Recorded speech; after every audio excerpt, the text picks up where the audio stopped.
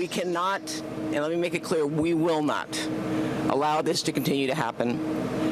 Those who evacuated have faced imaginable devastation, displacement, and loss.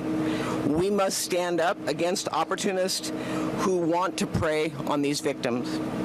I will not stand by and allow an already traumatic experience to be further compounded. I stand here today with the sheriff as he makes an important announcement that will amplify our ability to protect our vulnerable communities in their time of need. My deepest thanks to our first responders who have been battling this blaze, and to the law enforcement officers who have been standing up against criminal activity to the best of their ability. I am confident that these steps we are taking today will give us extra leverage and support needed to really crack down on this important issue. To our residents, we stand with you and will continue to stand up for you. It's frustrating to me when we ask people to evacuate. Their greatest fear is, am I going to come back not only to a home that's standing, but if it is standing, have people come in and burglarize my home? They shouldn't have to make that choice. So with that, I would like to introduce our Los Angeles County Sheriff, Robert Luna. Thank you, Supervisor. Just so all of you know, her leadership's amazing, and we've been on the phone consistently with a lot of the challenges that we're facing, but we remind each other we're facing them together, and we have a lot of good things going on. So as we're working through this, I want everyone to know that the Los Angeles County Sheriff's Department has officially requested the support of the California National Guard for both fires, at least in LA County, both the Palisades and Eaton fire. We are in the process and will coordinate deployments for any additional requests through the county. And just so everybody's aware, in order to request mutual aid, at least for law enforcement in Los Angeles County, I'm the primary regional coordinator for that. So the request was made through our department, but we are working in collaboration with the Los Angeles Police Department, Chief Jim McDonald, Chief Gene Harris, who joined here to the left, and then the Chief Ramon Bautista from the Santa Monica Police Department, and then any other chiefs of police who may need additional resources as a result of these fires. We'll make sure that we do that. So for the last 24 hours or so, we have had approximately 400 National Guard members throughout the state ready to support us, and as I just stated, they will be coming in. We expect that they may be on site as soon as tonight. That may change a little bit, but they will be assisting us with traffic control and critical infrastructure protection. They will be staged throughout the Los Angeles region, and our Emergency Operations Bureau is currently working on specific missions that they will fulfill both in these affected county fire areas, the city of Pasadena, the city of Santa Monica, and the city of Los Angeles.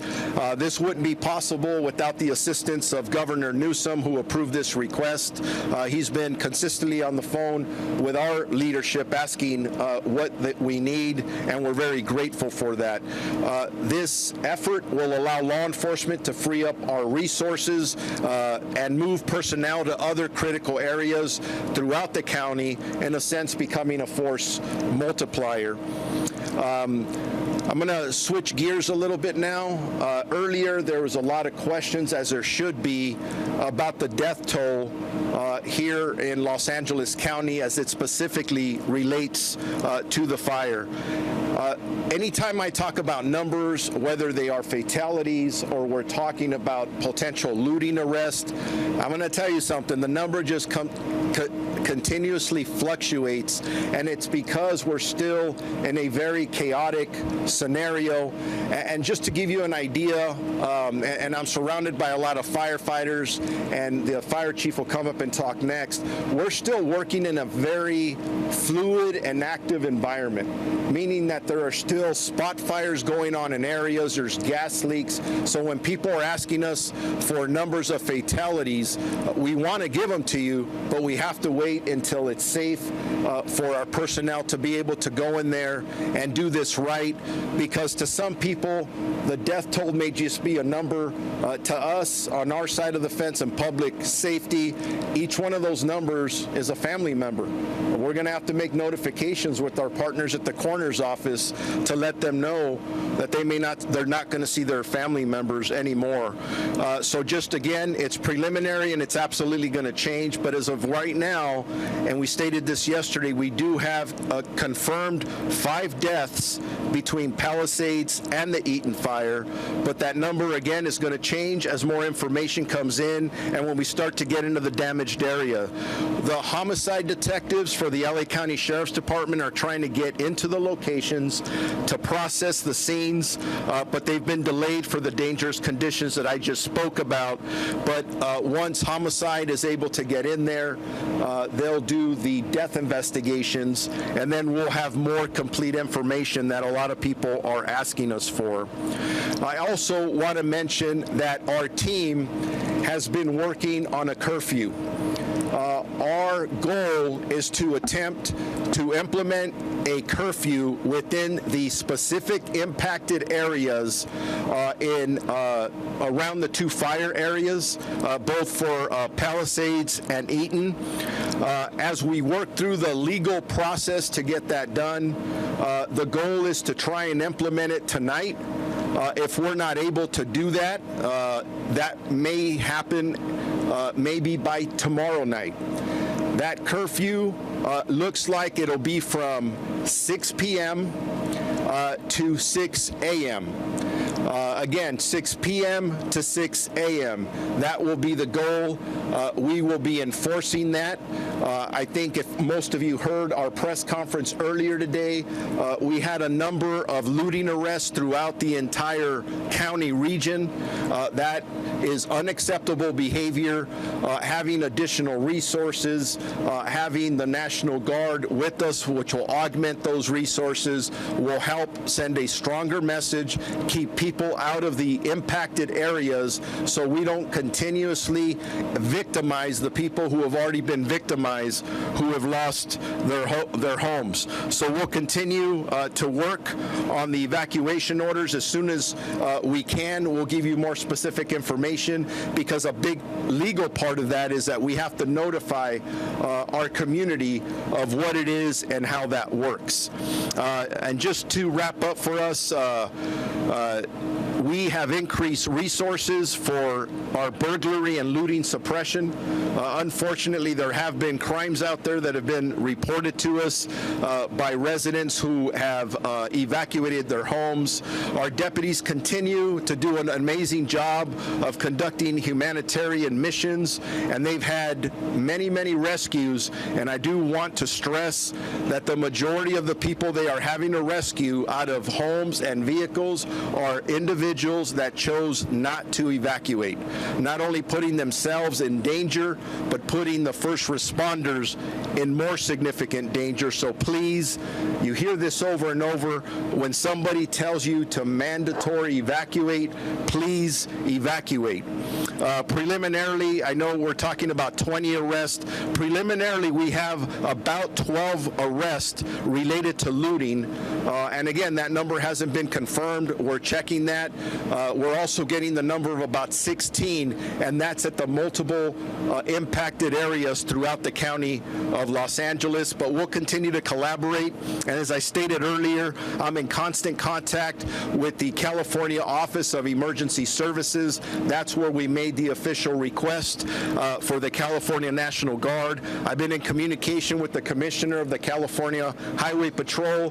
He's offered his assistance, and we've deployed with his partnership or collaboration multiple CHP officers for traffic control around the area. My last item is this.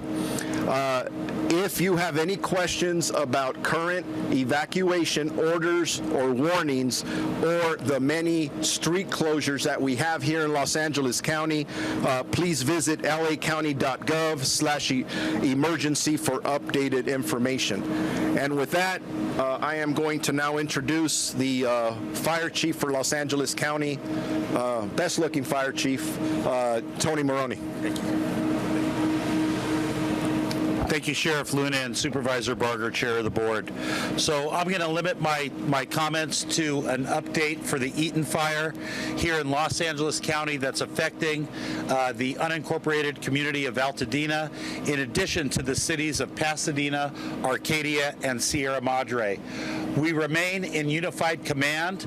However, we have added one unified command partner.